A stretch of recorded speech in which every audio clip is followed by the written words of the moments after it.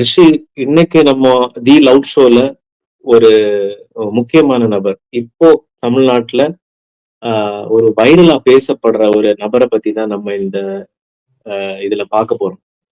And அந்த நபர் ஒரு சைடு இருக்கட்டும். ஸோ இன்னொரு சைடுல நான் ஒரு விஷயத்த சொல்றேன். ஜென்ரலி நம்ம சைக்காலஜி இருக்குல்ல, எஸ் சைக்காலஜில நிறைய பிஹேவியர் பேட்டர்ன்ஸ் இருக்கும். ஓகே ஸோ நீ கேள்விப்பட்டிருப்ப. ஸோ பர்சனாலிட்டி டிஸார்டர்ஸ்ன்னு சொல்லுவோம். இப்போ டிஸார்டர்ன்ற உடனே அவங்க வந்து மென்டல் அப்படின்றதுக்கு அர்த்தம் கிடையாது. ஸோ அவங்களோட பிஹேவியர் பேட்டர்னை வச்சு நம்ம ஒரு டைப் ஆஃப் பர்சனாலிட்டி அப்படின்னு நம்ம டிஸ்கிரைப் பண்றோம். ஸோ அந்த விதத்துல ஹெச்பிடி அப்படின்னு சொல்லிட்டு ஒரு சைக்காலஜிக்கல் டேர்ம் இருக்கு. ஸோ அது என்ன அப்படின்னு பார்த்தீங்கன்னா ஹிஸ்ட்ரியானிக் பர்சனாலிட்டி டிஸார்டர். ஓகேவா? Histrionic personality disorder. ஸோ இது என்ன அப்படின்னு பார்த்தீங்கன்னா, இப்போ எனக்குள்ள சில விஷயங்கள் எனக்கு தெரியும், சில விஷயங்கள் எனக்கு தெரியாது. அண்ட் தெரிஞ்ச விஷயங்களும் எனக்கு வந்து ஃபுல்லா தெரியாது, அரைகுறையா தான் தெரியும். ஸோ இதை நான் 4 பேர் மத்தியில என்னோட ஒரு இமேஜ் ஸ்பாயில் ஆயிடும், இல்ல எனக்கு இந்த விஷயம் தெரியல அப்படின்றத மத்தவங்க கேலி பண்ணுவாங்க அப்படின்றதுனால நான் என்ன பண்ணுவேன்னா, மறைக்கிறதுக்கு வேண்டி நான் சில ஓவர் ஆக்டிங் பண்ணுவேன். அது என்ன அறியாமலேயே நான் பண்ணுவேன். அப்போ அதை பாக்குறவங்களுக்கு என்ன தோணும்னா, இவன் வந்து ஏதோ மென்டல் போல இருக்கு அப்படின்ற மாதிரி ஒரு பிம்பம் கிரியேட் ஆகும். அண்ட் ஓவர் த டைம் இதை நிறைய பேர் எப்படின்னா நெகட்டிவா ரசிக்க ஆரம்பிச்சிருவாங்க. அண்ட் நான் அந்த விஷயங்களை வந்து திரும்ப திரும்ப திரும்ப நான் என்னோட ஆறுதலுக்கு வேண்டி நான் பண்ணிட்டே இருப்பேன். ஓகே, ஸோ இந்த ஒரு கண்டிஷனுக்கு பேரு தான் histrionic personality disorder. Okay, so இது வந்து நான் ஒரு நோய் அப்படின்னு சொல்ல விரும்பல. ஸோ இப்போ எனக்குள்ளே வந்து என்னைய நிறைய பேர் ஓசிடி அப்படின்னுவாங்க. ஓகேவா? ஸோ இந்த மாதிரி ஒவ்வொருத்தருக்கும் ஒவ்வொரு ஹியூமன் பிஹேவியர் நேச்சர். ஸோ அந்த வகையில இப்ப நான் சொல்றத வச்சே உனக்கு தெரிஞ்சிருக்கும் நான் யார பத்தி சொல்ல வரேன் அப்படின்றது. ஆமா, வாட்டர்மெலான் ஸ்டார் திவாகர் பத்தி. இப்போ Bigg Boss season 9 contestant. So ஒரு டைம்ல பார்த்தீங்கன்னா இவர் ஆடுறது பாடுறது எல்லாம் ஒரு ஒரு கேலி கூத்தா எல்லாரும் பார்த்தாங்க சோசியல் மீடியால. அதுக்கப்புறம் ஒரு சர்டைன் டைம் ஃப்ரேம்ல திடீர்னு பாப்புலாரிட்டி அவருக்கு கெயின் ஆச்சு. சம்டைம்ஸ் அவருக்குள்ள உண்மையாவே ஒரு ஒரு டேலண்ட் இருக்கும் அப்படின்ற ஒரு பிம்பம் கட்டமைக்கப்பட்டது. அதுக்கப்புறம் பார்த்தீங்கன்னா சப்சிக்வெண்டா இது லைக் மக்கள் எப்படி பார்த்தாங்க அப்படின்றது தெரியல. அந்த நெட்வொர்க், மீடியா நெட்வொர்க் அந்த மாதிரி கிரியேட் பண்ணிச்சான்னு தெரியல. சடனா வந்து அவருக்கு ஒரு டவுன்ஃபால். எல்லாமே அவரோட என்டையர் அந்த விஷயங்கள் அவர் பண்ண இவ்வளவு நாள் பண்ணது எல்லாமே நெகட்டிவா தான் பார்க்கப்பட்டது. அண்ட் இப்போ நெகட்டிவா தான் பார்த்துட்டு இருக்காங்க. அண்ட் அதே ஒரு மைண்ட் செட்ல தான் சோசியல் மீடியால மக்கள் பாக்குறாங்க. அண்ட் அவரோட பிஹேவியரும் அந்த மாதிரி தான் நமக்கு தோணுது. ஸோ இதுல நீ என்ன நினைக்கிற? சைக்காலஜிக்கல் பிஹேவியர் நீ சொன்ன ஒரு பிஹேவியரல் பேட்டர்ன் வந்து எனக்கு அந்த அளவுக்கு சீரியஸ்லி ஐடியா கிடையாது. பட் இந்த திவாகரை பொறுத்த வரைக்கும் பார்த்தீங்கன்னா சோசியல் மீடியால அவர் போடக்கூடிய வீடியோஸ் இதை நான் பார்த்துருக்கேன், நான் கன்சிஸ்டன்சியா பார்த்துருக்கேன். அது கொஞ்சம் ஃபன்னா தான் இருக்கும், சீரியஸ்லி ஃபன்னா தான் இருக்கும். பட் இதுல ஒரு விஷயம் என்னன்னா, சோசியல் மீடியால வந்து அவர் யாரையும் பகைச்சு போட மாட்டாரு. ஃபர்ஸ்ட் ஆஃப் ஆல் அவர் யாரையும் கேலி பண்ணி போட மாட்டாரு.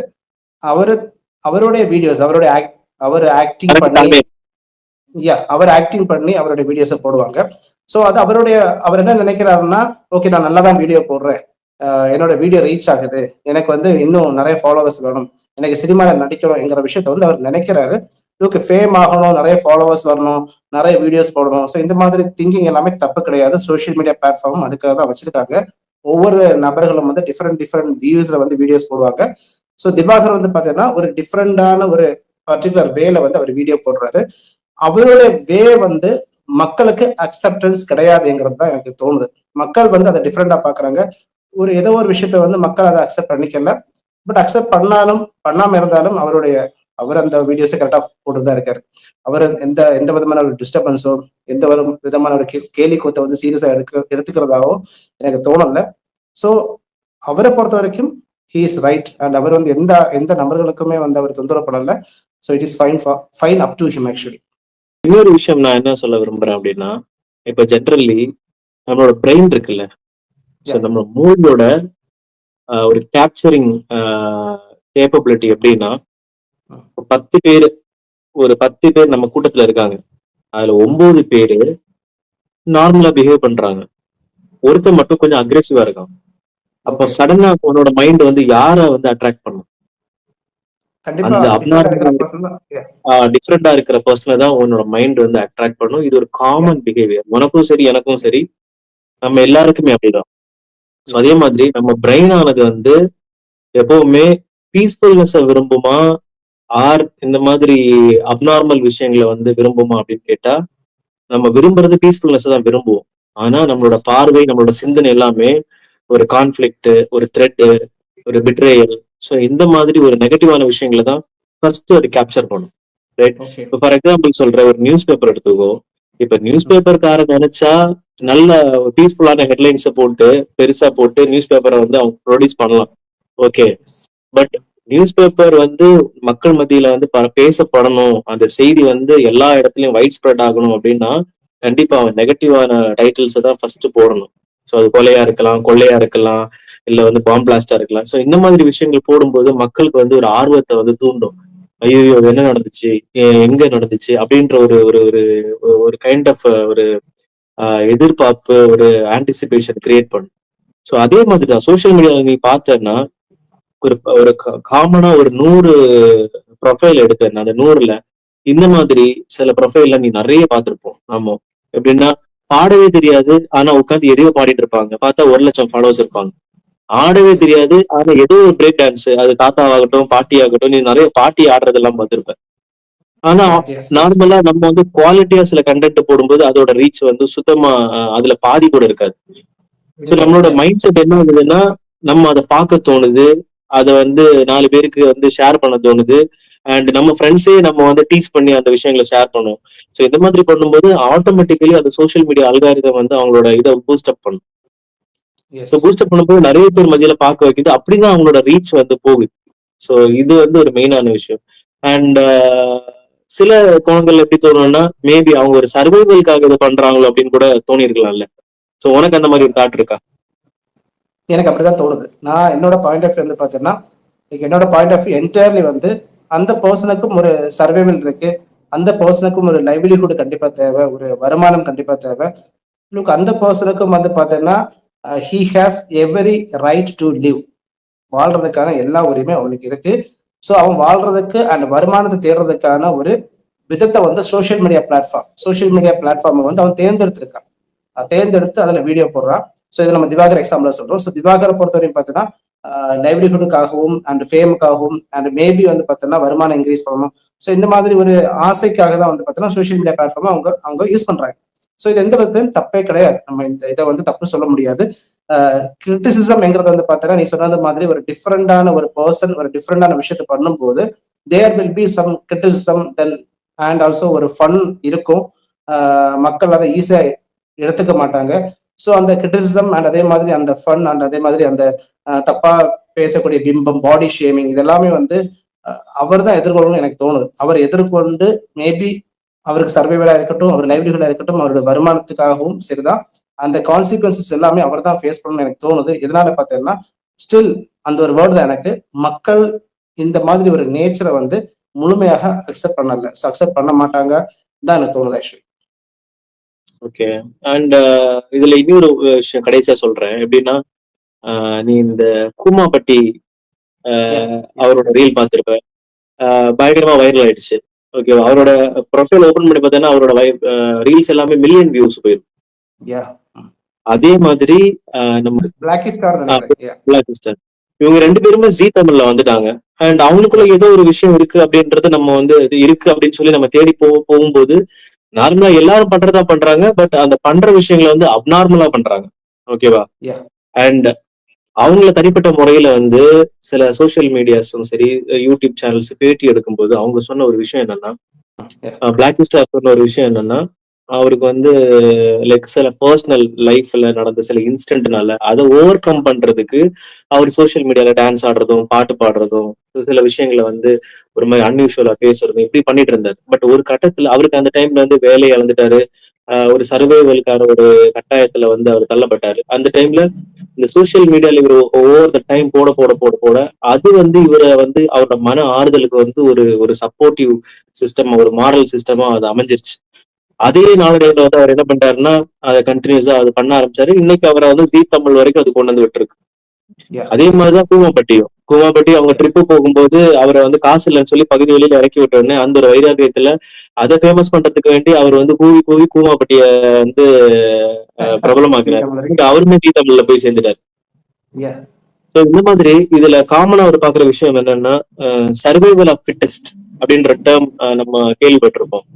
ஓகே, எப்படின்னா வந்து ஒரு ஒரு அடாப்டபிலிட்டி. சோ அதே மாதிரி இந்த மாதிரியான கேரக்டர்ஸ், இந்த மாதிரியான ஆட்கள் எப்படின்னா கொஞ்சம் நம்மள இருந்து கொஞ்சம் மாறுபட்டு இவங்க வந்து அந்த ட்ரெண்டுக்கு தகுந்தாப்புல அவங்களோட பிஹேவியர், அவங்களோட ஆக்டிவிட்டி அண்ட் அவங்களோட எமோஷன்ஸை வந்து அந்த ஒரு டிஜிட்டல் பிளாட்ஃபார்ம்ல அவங்க அடாப்ட் பண்ணிக்கிறாங்க. அவங்களுக்கு தெரியும் எதை எப்படி பண்ணா என்னவாகும் அப்படின்றத அவங்க வந்து அவங்க அவங்க அவங்க அதை வந்து கரெக்டா அந்த கீ பாயிண்ட் அவங்க கேப்சர் பண்ணிட்டாங்க. சோ அதுல இருந்து அவங்களால ஈஸியா வெளியில வர முடியாது. ஏன்னா அவங்களுக்குன்னு ஒரு லைக் ஒரு நெகட்டிவும் சரி பாசிட்டிவும் சரி ஒரு ஒரு ஒரு வட்டத்தை அவங்க கிரியேட் பண்ணிட்டாங்க. ரைட், அந்த வட்டத்தை வச்சு நெக்ஸ்ட் வந்து அவங்களோட சர்வைவல் அவங்க வந்து தேடுறதுல வந்து எனக்கு தெரிஞ்ச தப்பு இல்லை அப்படின்னு தான் எனக்கு தோணுது. நீங்க பாக்குறீங்க பாக்கல அது உங்களோட விருப்பம், நீங்க கிரிட்டிசைஸ் பண்ணுங்க, தப்பே கிடையாது. ஆனா இந்த பாடி ஷேமிங் அது மாதிரி வந்து ரொம்ப ஒரு ஏளனமா பேசுறது, ரொம்ப ஒரு மிகைப்படாத வார்த்தையில அவங்கள திட்டுறது, இந்த மாதிரி விஷயங்களை நம்ம தவிர்க்கலாம். நீங்க பிக் பாஸ் பார்க்காம கூட இருக்கு, பிரச்சனையே கிடையாது. ஸோ அவங்களும் வந்து நம்மள மாதிரி தான். பட் அவங்களோட பிஹேவியர் வந்து ஒரு மாதிரி இருக்கு அப்படின்றதுனால அவங்க தப்பான மனிதர்களை நம்ம வந்து எப்பவுமே போர்ட்ரே பண்ணக்கூடாது அப்படின்றதான் என்னோட கருத்து. கண்டிப்பா லுக், இந்த மாதிரி பர்சன்ஸ் எல்லாமே நம்ம குடும்பத்துக்குள்ளாடி நம்ம ஃபேமிலிக்குள்ளாடி ஒரு நபரா இருந்தாங்கன்னா தான் அந்த பர்சன்ஸோட டிஃபிகல்டிஸ் நமக்கு புரியும். ஸோ இப்போ இந்த பர்சன் வந்து நம்மளோட ஃபேமிலிக்குள்ளாடி இல்லை, அந்த அந்த பர்சன் வந்து எங்கேயோ இடத்துல இருக்காங்க. ஸோ எங்கேயோ இடத்துல இருக்கும்போது நமக்கு அவங்கள பத்தி குத்தம் சொல்றதோ, நீ சொல்றது மாதிரி ஏளனமா பேசுறதோ ரொம்ப ஈஸி. பட் நம்ம ஃபேமிலிக்குள்ளாடி வரும்போது தான் அந்த இஷ்யூவை வந்து நம்ம ரொம்ப க்ளோஸ்லி அண்டர்ஸ்டாண்ட் பண்ணுவோம். நீ சொன்னது மாதிரி அந்த பிளாக்கி ஸ்டார் அந்த பையன் வந்து பார்த்தீங்கன்னா நிறைய வீடியோஸ் வந்து என்டர்டைன்மெண்ட்டுக்காக போடும்போது தான் ரீச் ஆகுது. ஸோ அப்போ அந்த பையன் அந்த விஷயத்தை புரிஞ்சுக்கிட்டான். நம்ம இப்படி வீடியோ போடும்போது தான் அது ரீச் ஆகுதுங்கிறத வந்து அவன் கரெக்டாக புரிஞ்சுக்கிட்டான். ஸோ அதை ஃபாலோ பண்ண ஆரம்பிக்கிறான். இதனால பார்த்தீங்கன்னா அவனுக்கு வந்து ஃபேமிலி லைஃப் வந்து ஒரு டிஃப்ரெண்டான ஒரு வேலை கொண்டு போய் விட்டுருக்கு. அதே மாதிரி அவன் டீச்சர் வேற. He knows what is doing. அவனுக்கு அவன் என்ன பண்றாங்கிறது கரெக்டாக தெரியும். அண்ட் அதே மாதிரி திவாகரம் வந்து பாத்தீங்கன்னா அவங்க என்ன பண்றாங்கன்னா அவங்க கரெக்டா தெரியும். ஸோ இந்த மாதிரி பர்சன் வந்து look, they have their right social மீடியால வந்து போடுறதுக்கு. அவங்க அடுத்தவங்களை டிஸ்டர்ப் பண்ணாம இருக்கிறது வரைக்கும் அவங்களுக்கு எல்லா உரிமையும் இருக்கு.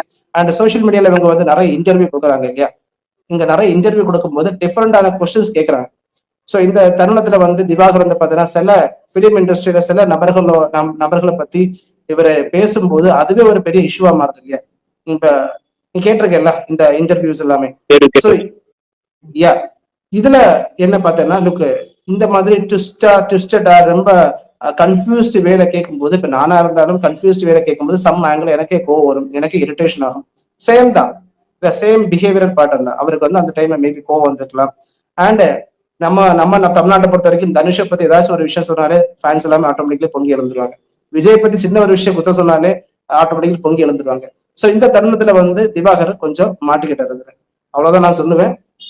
அதர்வைஸ் அவருடைய ஒர்க் அவர் பண்ணிட்டே வராரு. அவருக்கு வந்து சோசியல் மீடியா பிளாட்ஃபார்ம் வந்து லைவ்லிஹுட்டா இருக்கு. So he must continue what is doing. ஆமா, அண்ட் கடைசியா வந்து பாத்தீங்கன்னா நம்ம இந்த இந்த இதுல வந்து நம்ம திவாகரை வந்து நீங்க போட்டுறணும் ஆதரிக்கணும் அப்படின்றதெல்லாம் வந்து நம்ம சொல்ல கிடையாது. ரைட், உங்களுக்கு அவரோட பிஹேவியர் அண்ட் அவரோட ஆக்டிங், அவரோட கேமிங் சென்ஸ் இது பிடிச்சிருந்தா நம்ம பார்க்கணும், பிடிக்கலையா அதை விட்டுட்டு நம்ம வந்து அடுத்த வேலையை பார்க்கணும். அதை விட்டுட்டு அவர் அப்படி பண்ணல இப்படி பண்ணலன்னு கிரிட்டிசிசம் பண்றது ஓகே. பட் அதை வந்து நம்ம சொல்ல மாதிரி வேற விதமா நம்ம வந்து போர்ட்ரே பண்றது வந்து நம்ம தவிர்க்கலாம். Correct. Thank you very much Bala. நல்ல ஒரு டிஃப்ரெண்டான ஆங்கிள் நம்ம பேசிருக்கோம்னு நினைக்கிறேன். பொதுமக்களுக்கு பிடிச்சிருந்தாலும் பிடிக்கலனாலும் உங்களுடைய பாயிண்ட் ஆஃப் வியூ நீங்க சொல்லுங்க. உங்களுக்கும் டிஃப்ரெண்ட் பாயிண்ட் ஆஃப் வியூஸ் கண்டிப்பா இருக்கும். இது எங்களோட point of view. So different ஒப்பீனியன்ஸை நாங்கள் எப்பவுமே விரும்புவோம். நீங்க இந்த வீடியோ ஃபுல்லா பார்த்துட்டு உங்களுடைய கமெண்ட்ஸை நீங்க பண்ணிவிடுங்க. Thank you very much.